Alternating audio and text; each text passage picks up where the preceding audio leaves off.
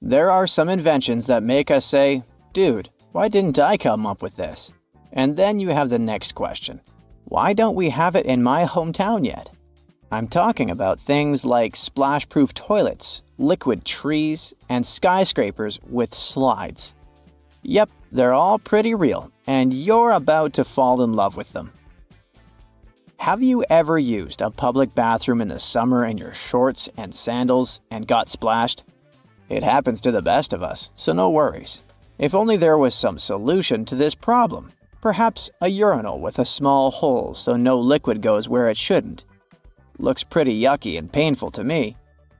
An assistant professor at the University of Waterloo, Zhao Pen, and his colleagues came up with a way better solution for this sensitive issue. Their designs were inspired by physics and dogs.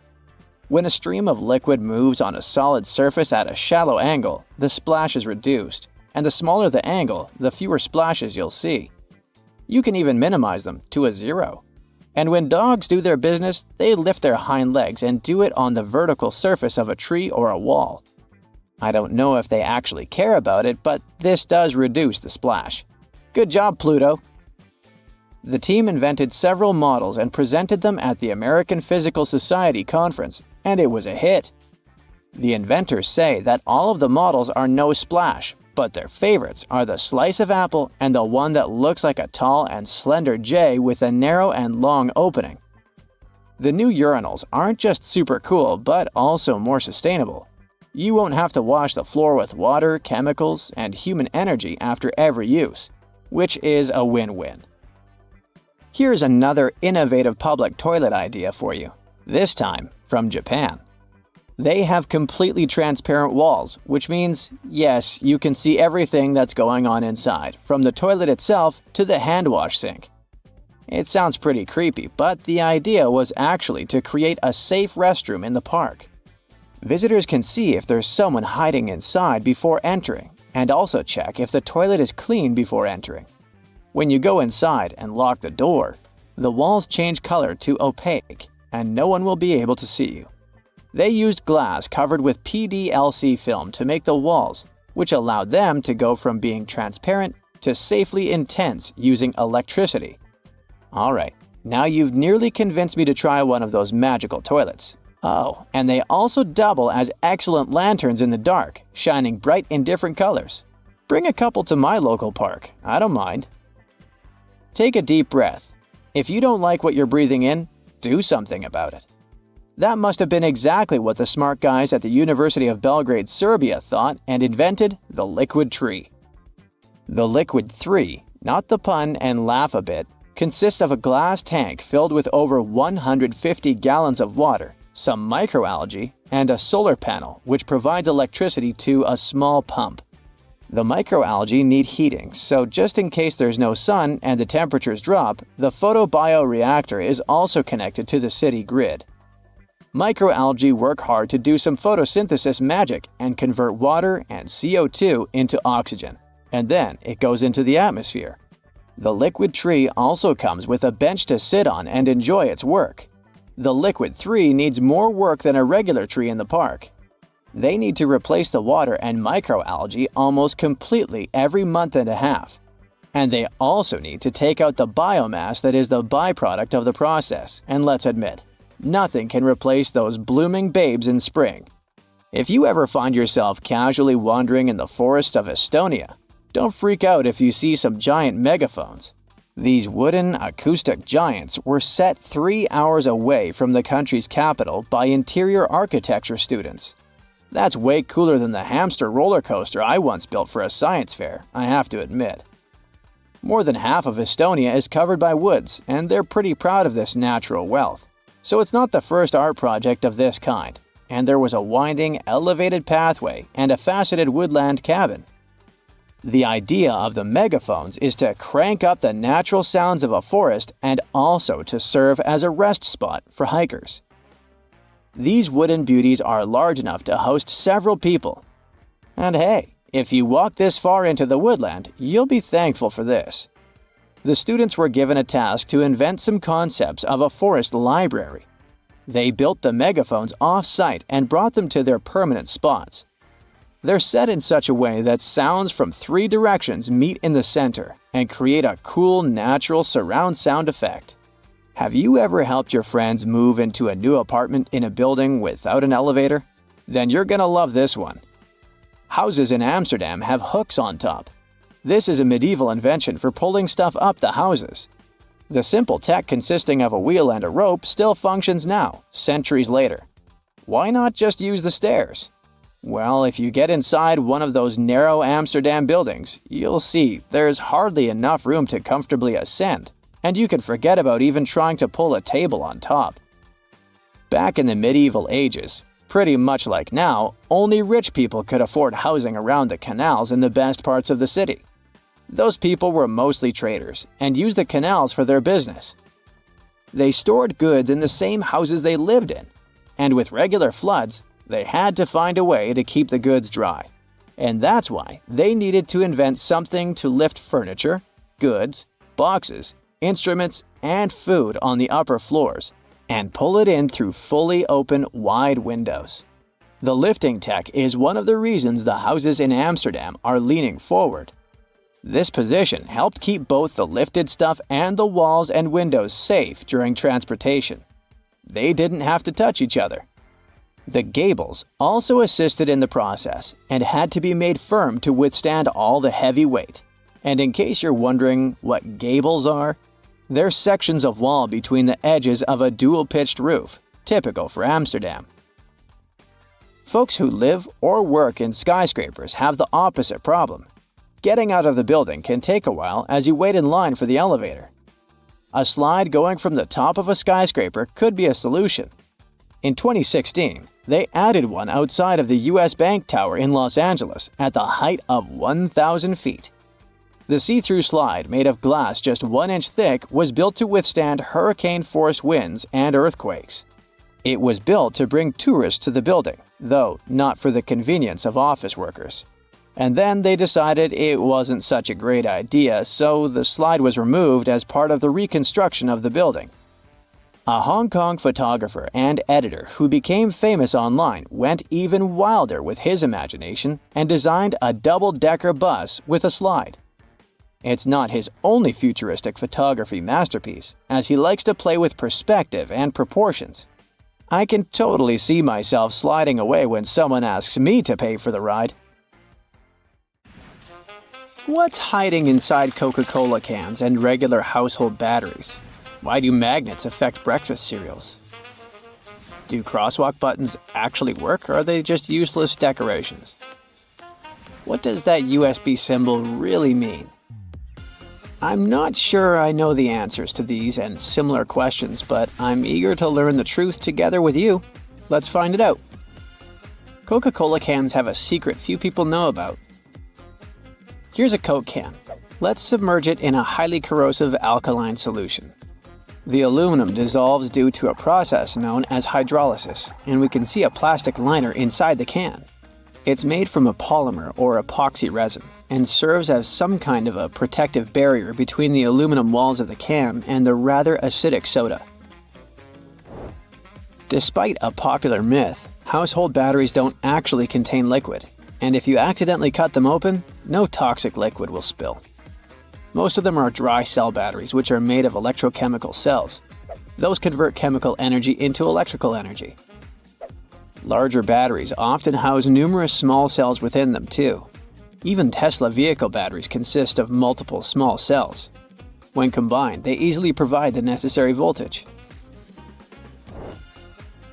Most toothbrushes have differently colored bristles, but they aren't just pleasing to the eye. Those bristles, often blue, have a functional purpose. They're called toothbrush indicators, and their colors fade as you use the brush. The American Dental Association recommends changing your toothbrush at least 4 times a year. And by getting paler, these bristles help you figure out when it's time to replace your toothbrush. You'll probably agree that there's no better snack than a pack of chips. Some are flat, others have ridges. Is it just aesthetics? Not really. The main purpose of those lines on some kinds of chips is to help with the distribution of spices and seasonings. In other words, all those substances that make your chips taste like cheese are mostly stored inside the lines. Plus, the lines make chips crunchier, Now this one might be a surprise, but some breakfast cereals are magnetic. That's because they're often fortified with iron in the form of a fine powder. Due to the added iron, cereal flakes get attracted to magnets. All this may sound kinda alarming, but in reality, the iron content in the flakes is minimal and doesn't pose any threat to your health. That clear fluid in gel pens is called the ink follower or stopper fluid. The gel in such pens contains pigment particles dissolved in a polymer solution. The main task of the stopper fluid is to be a barrier to prevent the gel from evaporating or leaking out. Without this transparent fluid, your gel pen wouldn't function. The fluid always stays in one position and doesn't get dissolved with the gel. Neither does it move backwards or flow out of the pen. Many pedestrian crosswalk buttons, namely in New York, are placebo buttons. They do literally nothing when you press them. Originally, they were functional after being introduced in 1964, but today, most of them don't affect traffic lights, which are programmed based on the real needs of the traffic flow. Why do such buttons even exist then? It's a simple psychological trick, providing you with an illusion of control. You might have noticed that movie theater seats are almost always red. This choice isn't random, it has strategic importance, which is rooted in visual science. The thing is, red light has a longer wavelength. It means that it's the first color to disappear in low light. It allows the audience to concentrate better on the screen once the movie begins. Such a design choice enhances the viewing experience by minimizing distractions. Speed bumps are crucial for pedestrian safety, but at the same time, they can seriously increase car emissions due to the non-stop acceleration and deceleration they cause. To address this issue, some cities like London are testing fake speed bumps. Those are optical illusions painted on the road. They look raised from a driver's perspective, but in reality, they're flat. Authorities hope that this approach will slow down drivers without having a negative impact on the environment. Soda bottles are always filled in such a way that there's some space between the liquid and the cap. That's because soda contains carbon dioxide. It's a gas that can expand once the bottle's heated. If there's no gap in the bottle, it can break because of the pressure building inside. Also, when you open your drink, the gases go out in the form of bubbles, making the drink overflow. The gap helps with this problem too. The USB symbol, looking like a trident, has always sparked multiple speculations about its origin. One popular idea is that it represents Neptune's trident and symbolizes power and adaptability. But there's also a little bit less exciting theory. A man who claimed to have designed the symbol in the 1980s stated that it was supposed to represent connectivity. The large circle symbolizes a computer, while the attached shapes, the circle, the triangle, and square, stand for different outputs. The design of a tennis racket has a specific feature known as the throat. It's an open space below the head of the racket. This space isn't just for storing balls, it also improves the racket's aerodynamics by letting air pass through. It seriously reduces drag during swings. Speaking of tennis courts are usually built with a north-south orientation. It helps minimize the impact of the sun's position during the game, ensuring that neither player has the sun directly in their eyes. Look closely at a tram's overhead lines, and you'll see that its contact wires zigzag back and forth instead of going in a straight line. That's because all trams have pantographs attached to their roofs. The upper part of the pantograph is gradually worn down by the overhead wire and eventually needs to be replaced. To wear it down evenly, the wire is not installed strictly along the tram's path, but in zigzag patterns. As the tram moves, the pantograph slides along the wire, and it wears down evenly. Those cone-shaped water cooler cups? Their shape is intentionally designed to prevent users from setting the cups down. This allows employees to minimize the risk of spilling water on their desks around various electronic devices. Plus, less material is used to produce cone-shaped cups, which makes the process less wasteful and more cost-effective. It also kinda supports sustainability by encouraging people to drink their water quickly and dispose of their cups immediately after. Most suitcases have two zipper pulls. and it serves several purposes. First of all, if one zipper fails, the other can keep the suitcase closed. Even better, having two zippers allows you to have easier access to small sections of your suitcase without having to open it entirely. And finally, when you have two zippers, you can connect them with a padlock for increased security. Some plastic milk containers have dents on their sides. These dents serve several purposes. When milk spoils, it usually causes swelling and high-pressure buildup inside the container. That's when the dent pops out and doesn't let the jug blow up. Plus, if you decide to freeze the milk, it will expand like any other fluid. And then again, the indentation will pop out and prevent the container from breaking inside your freezer. If you ever had a problem figuring out why fake pockets exist, you need to hear this. The main reason is that if a clothing item has a specific cut or shape, pockets may spoil it. They can alter the item's shape either in the warehouse or already on the retail rack. The solution? Getting rid of the pockets in key areas. Plus, fake pockets are obviously cheaper, and they don't get stretched out.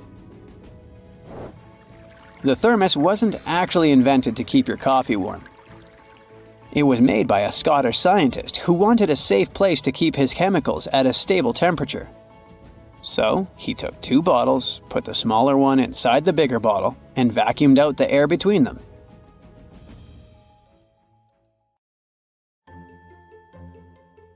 In California, there's this light bulb that has been shining bright since 1901. Originally a 30-watt lamp, this special thing now emits a cozy glow, similar to a 4-watt nightlight. It was created by a French inventor, Adolphe Chaillet, who produced the hand-blown carbon filament common light bulb back in the late 1890s. The bulb's journey took an interesting turn when the company's owner donated it to the local fire department.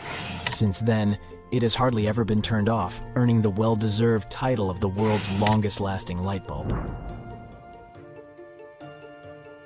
Now let's shed some light on the lifespan of modern versions. The lifetimes depend on the brand, technology, and type.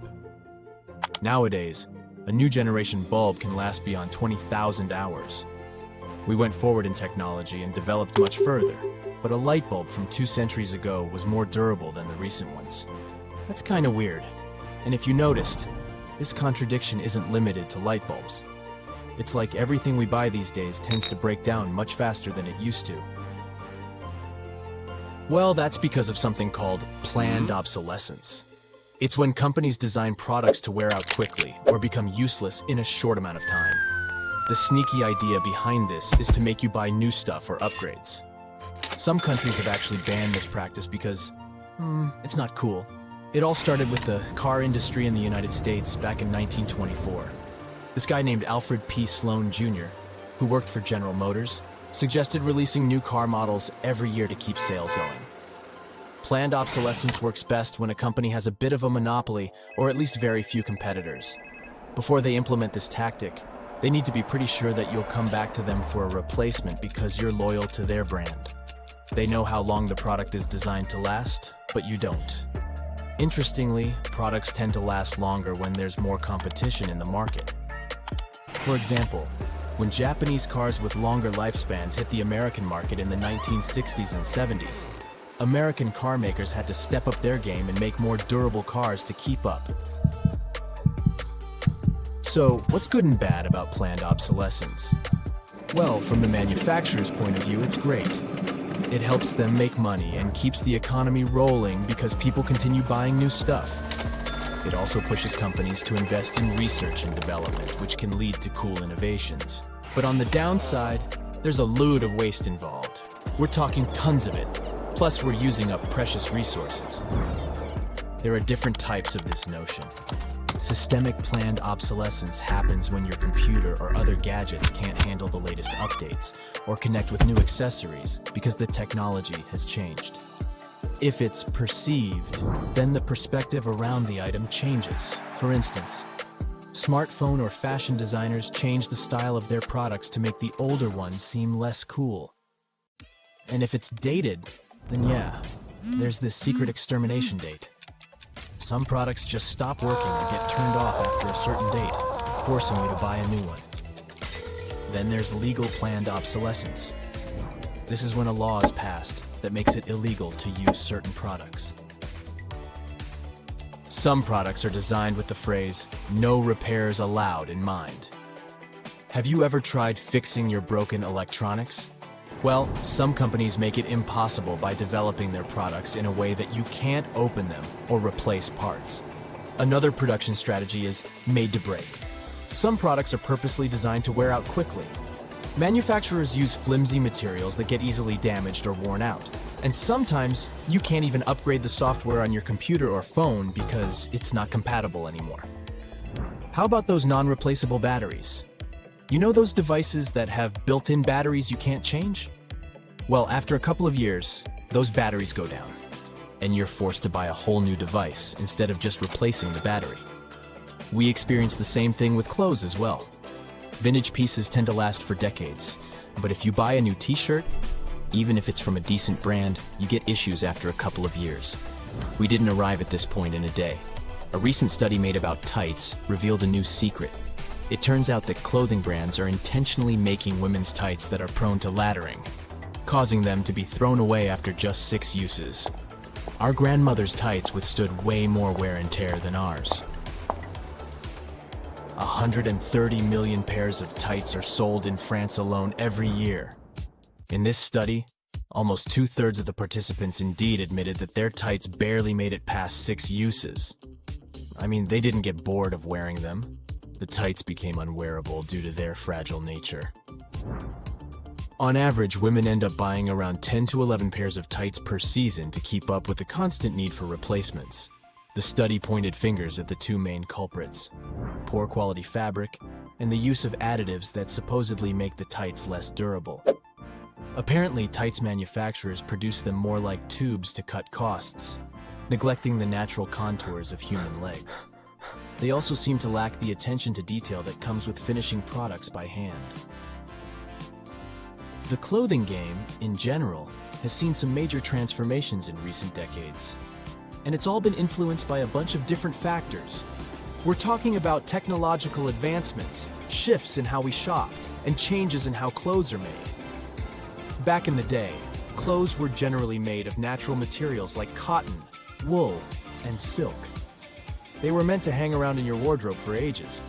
But now, things have taken a turn. The spotlight is on synthetic materials like polyester and nylon. Sure, they're cheaper to produce, but they might not hold up as well or feel as comfy. Oh, and let's not forget the rise of fast fashion. It's all about producing tons of super cheap clothes that you wear for a hot minute before tossing them aside. Quality isn't always the priority here.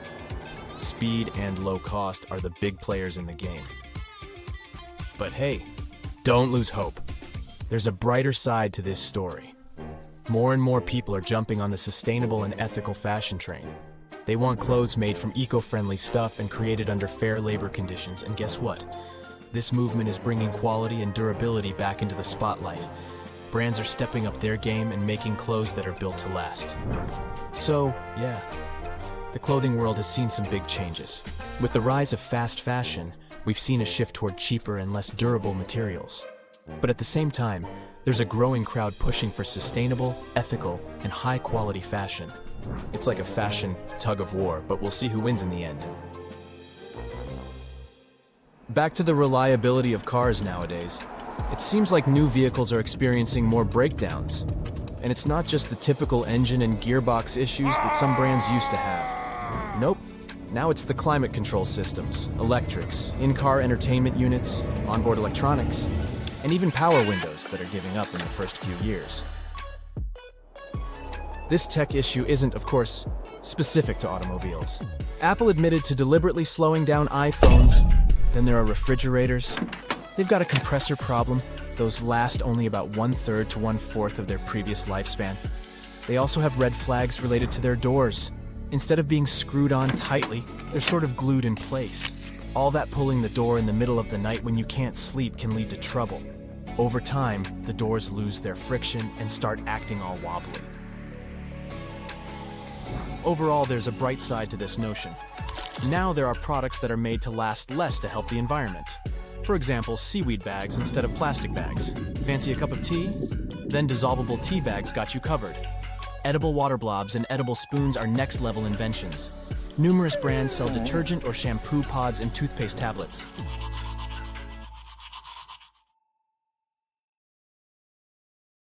Wow, look at that! One Reddit user has grown a perfectly square salt crystal. And the best thing? It's edible! People in the comments shared their experience of growing salt crystals. They say that the best way to get such beautifully shaped crystals is by leaving a dish with salty water indoors for a month. The water will gradually evaporate and you'll have your crystals. This sure looks like a futuristic picture, but it's actually a real-life place. That's what was left after a volcanic eruption at the Cumbre Vieja Ridge in La Palma, Canary Islands. Now, I wonder what they're going to do with all that ash. It doesn't seem like it's impossible to just plow it away or wait for it to melt. Uh-oh, look at this tree. It seems to be desperate to get some help. Who knows what troubles it? Well, in reality, the tree has grown around this sign, and now only the word help is visible. Look at this teeny lightning bolt. How cute is it? Heh, just kidding. Someone just managed to capture a picture of them shocking their girlfriend. Still awesome. This circle appeared in the evening sky over Beijing, China. One Reddit user posted it and triggered a discussion about the nature of this bizarre phenomenon. Most people agreed with the theory that it was the reflection of a light show. Now, for some reason, this person stabbed a bottle of hand sanitizer with a tack. A few months later, they spotted something was growing on that tack. Ugh, can it just be good old rust? Whatever it is, that's one thing I'm not sure about. No one should use this sanitizer anymore. This is one of the most unbelievable and, at the same time, revolting findings.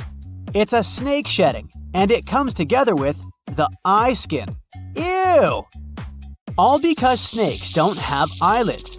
Instead, they have eye caps, specially adapted scales covering their eyes. And during a shedding cycle, these eye caps also come off.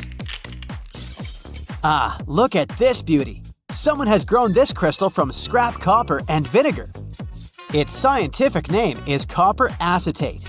It took the person 7 months to grow such a large crystal. And it formed this way naturally. No one polished or cut it.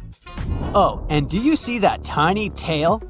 It's there because the crystal was grown on a piece of fishing line. Are these also some crystals? Frost? Spiderweb? Nope, it's just a red crayon on paper under a microscope with 400 times magnification. And this Reddit user from Sweden was going to work when they came across a geothermal anomaly. Look at this rock sticking out of the snow. It was warm to the touch, a bit warmer than human body temperature. There were also no tracks around this spot. So, what's your bet? What is this thing? Share your ideas in the comments below. And this person accidentally found a mushroom. Yes, a large legit mushroom growing inside a glass globe. I wonder how it got there. And, most importantly, why? Someone found an old light bulb in their grandparents' house. Its construction was finished in 1902. And still, the light bulb still functioned. I wish everything in my life was as reliable as that light bulb. Wow, marriage certificates were literally next level in the past. Look at this marriage certificate from 1895. It was discovered during the renovation of a cabin. Isn't it absolutely amazing? This tree is pretty cool. Its roots have long outgrown their spot, but look, it's still trying to keep them in check. Or rather, in shape. Rectangular shape. Uh-oh, someone's lost their cell phone. They must be devastated. But you know what? It's Nokia. I bet it still works. Have you ever seen a cut tree? If so, you must have noticed a series of concentric rings. These rings can tell you a lot about the tree, how old it is, what the weather was like during each year of the tree's life. Dark rings represent wood that grew in the late summer or fall, and light-colored rings represent wood that grew in the spring and early summer. So one light and one dark ring mean 1 year of a tree's life. But look at this tree. What can we say about it? I'm not really sure. Maybe that it's pretty, unique, and apparently likes to stand out? This isn't your regular tomato. Oh no, this one is a bit creepy because it seems to be growing more tomatoes inside its own body. Unsettling. And this person bought an ice cream cone. The only thing missing was the cone. Duh, I'll never call myself unlucky anymore. Some insect, perhaps a caterpillar, chewed on this leaf.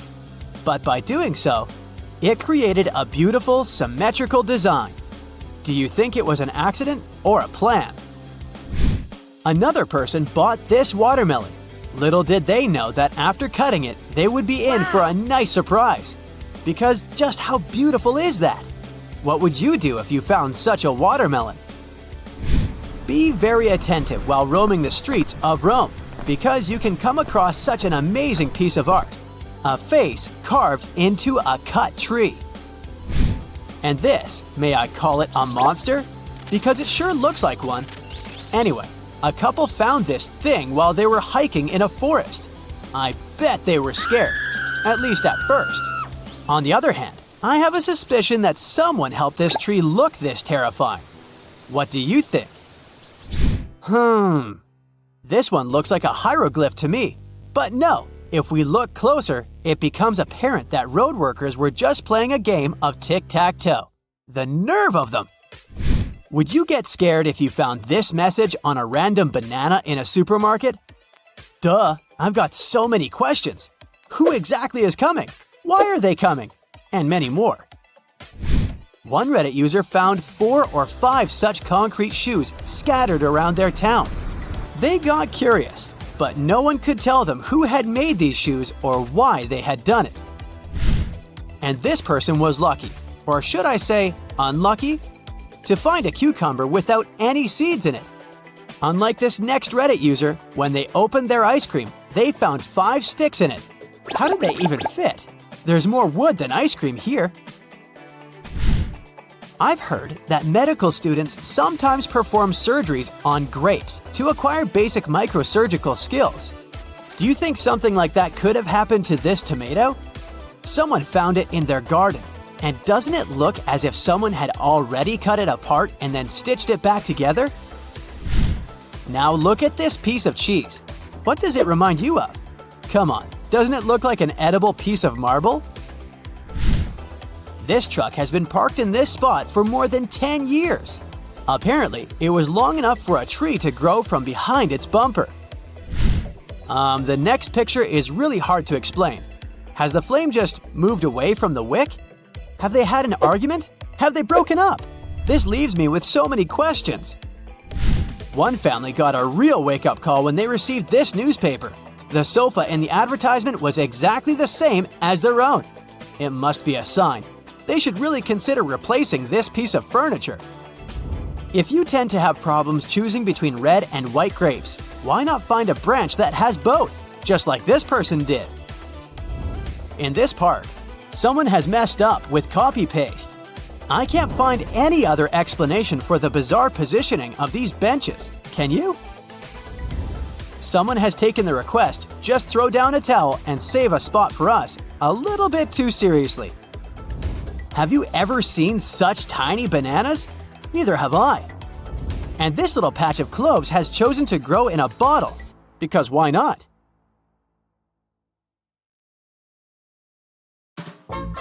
I have a collection of questions you've always wanted the answers to. Let's go! First, an observation. Cookies and baguettes are basically kinds of bread. So my question is, why, when left outside for the night, a cookie gets soft and a baguette becomes hard? It doesn't make any sense. Well, the thing is, cookies are sugary bread. The sugar and salt in them soak up the moisture from the atmosphere, so they get soft. Baguettes don't have much salt and sugar, so they don't attract water and just dry out. Superglue sticks everything to everything, but how come it doesn't get stuck to the tube? Turns out that the glue needs some compound with hydrogen to polymerize. In the tube, there's just oxygen and no water, but outside, there's plenty of moisture. Also, this explains why the stuff always sticks so well to your fingers. They're warm and perfectly moist. I'm sure you cried at least once when cutting an onion. Why does it happen? So onions and garlic contain amino acids, and one of the compounds gets decomposed when being sliced. It turns into an irritator when it comes in contact with water, in particular, your eyes. Your eyes release tears to wash the irritant away, so that's why you cry. There are a couple of tricks that can prevent it. When cutting an onion, try keeping a sugar cube between your teeth. It'll absorb the irritant. Another life hack is to hold a small piece of bread between your lips. It can help you too. Why do you see things when rubbing your eyes? These colors and shapes are called phosphenes. The reason why you see them is that when rubbing, you increase the pressure in your eyeballs and activate the neurons of the retina that process visual information. Once they're activated, your brain interprets it as seeing something. When you don't get enough sleep or are just too tired, you get those dark circles around your eyes. Want to know why? The skin under the eyes is very thin, so blood vessels are very close to the surface there, and you can see any difference easily. If you have a lack of sleep, your skin gets paler, and the blood vessels are even more visible. So you can see those dark circles showing through the skin. Also, with age, the skin naturally gets thinner, so that's why older people tend to have dark circles. But if you're young, just try to get more sleep. Let's pay a bit of attention to backpacks. They have a few interesting features. First, some of them have sternum straps, and they are quite helpful. They allow you to redistribute the weight of the backpack a bit, lifting some of it from your shoulders. Not much, but just enough to make your backpack lighter and easier to carry. And of course, the sternum straps prevent the shoulder straps from sliding off. Okay, the next thing is gear loops. And probably from the name of it, you already have an idea of what you need them for. You can strap in some useful gear you need with you, like trekking poles or shovels. Some gear will need to be secured to do it. Drop the handle through the loop and rotate it upward. Then, secure it with the elastic hook at the top, and you're golden. And yes, all backpacks have loops. Actually, I never thought of their purpose until today.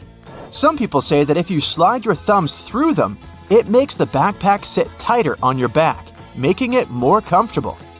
Other people just rest their hands there, but the reason why they're there is probably to prevent the ends from sliding back from the buckles. That would be quite a headache to slide them back all the time, right? Okay, let's look into some other ordinary stuff we've never paid attention to. Let's take, for example, jeans. They have those metal rivets. It turns out that they've been there as long as jeans exist. Jacob Davis, the man who made the first pair of jeans, added copper rivets to places where the pants were more likely to rip to make them stronger. So it was a crucial detail to keep jeans together. Today, they have a more decorative purpose because they're distinctive and traditional for jeans. Also, many zippers have the letters YKK engraved on them. Those are the initial letters of Yoshida Kogyo Kabushiki Gaisha. It's the name of a Japanese company that can be translated as Yoshida Manufacturing Shareholding Company. It's the largest zipper manufacturer in the world, so all zippers produced by them are marked with these letters. It's estimated that the company produces half of all zippers in the world. That's why you see their zippers more often than any others. Have you noticed that canned and bottled soda seems to taste different? You're not wrong, that's actually true, and there's even science behind it. Chemists say that aluminum cans have a polymer layer that absorbs some of the soda's taste, so cans indeed change the taste. Chemicals in a plastic bottle can add some acetaldehyde, a byproduct that gets formed while plastic is melted, to the drink. So, they also change the taste a bit. You never really drink the original drink. If you want to try the real thing, buy sodas in glass bottles. When soda is stored this way, its taste is the most similar to the original one. Plastic bottles with soft drinks have 5 bumps on the bottom, and water and juice plastic bottles have almost flat bottoms, except for a little kink. It's not random. A plastic bottle is made by putting a plastic tube into a mold and blowing some air inside to make it expand until it takes the needed shape. The problem is that at the bottom, the bottle will always have an outward kink that will make the bottle unstable. To avoid it, some air is also pushed inward from the bottom, creating that small punt at the base of it. Flat bottle bottoms are common because they need less plastic to be made, but soft drinks and sparkling water need special treatment. These liquids have internal pressure that can push the plastic outward, messing up with the punt and the stable form of a bottle. So, soda bottles have a curved shape because this way they're more pressure resistant. Compare folding a regular piece of paper to folding a paper tube. The latter will have more resistance. In the same way, curved plastic is more resistant to any pressure. Take a closer look at your bag of chips. You can probably find these little colored circles. They're made by the manufacturer to test the print that is used on the package. They're called color control patches. The circles are not the same palette as the final package. They are layered on top of each other to achieve the final color of the bag. So why do manufacturers need them again? Imagine that something is off and the printing machine prints a bunch of wrong packages. That's a lot of wasted money. So, these control patches are there to make sure that the final print is going to be correct. If they're off, the manufacturer will know that the whole package is going to be off too. These patches allow the printers to find a surplus or a deficiency of color and solve the issue. But don't worry if you don't find these circles. They probably just got cut off. Take a good look at a milk jug. There's often an inverted circle on one of the sides. This dimple is there to make the jug more resistant and to prevent it from rupturing if the jug falls on the floor. The dimple gives some more space for the liquid to expand. Also, as the expiration date approaches, the microbes in the milk start to expel some gases. As more and more of them get trapped inside, the pressure in the jug rises. The dimple accommodates the expansion and prevents the jug from bursting.